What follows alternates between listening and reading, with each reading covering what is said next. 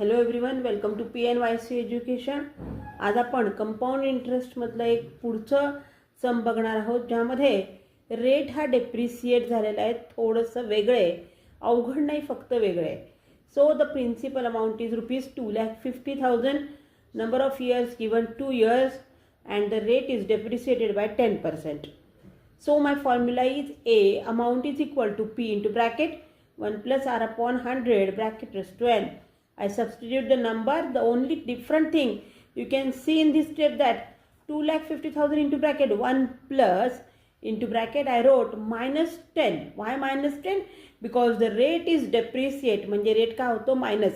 Depreciate असेल तर इथे आपल्याला नेगेटिव्ह घ्यावं लागतं upon 100 as it is bracket square. Again, if there is a minus sign in the bracket but plus sign before the bracket, we just write down like this: 2,50,000 into bracket 1 minus 10 upon 100. As usual, 1 multiplied by 100 minus 10 upon 100. So 2,50,000 into bracket 100 minus 10 upon 100 bracket square.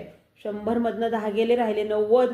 90 upon 100 bracket square दोन वेळा लिहिले.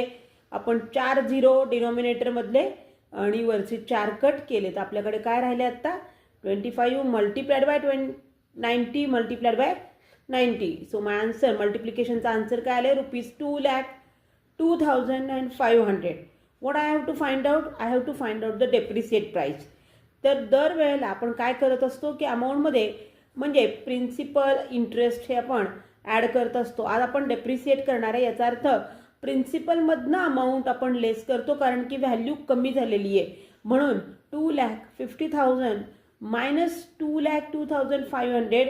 So the depreciate price is ₹47,500. In this way we can solve the word problem also in the about compound interest, which we will see in our next video. Till then, thank you, stay tuned.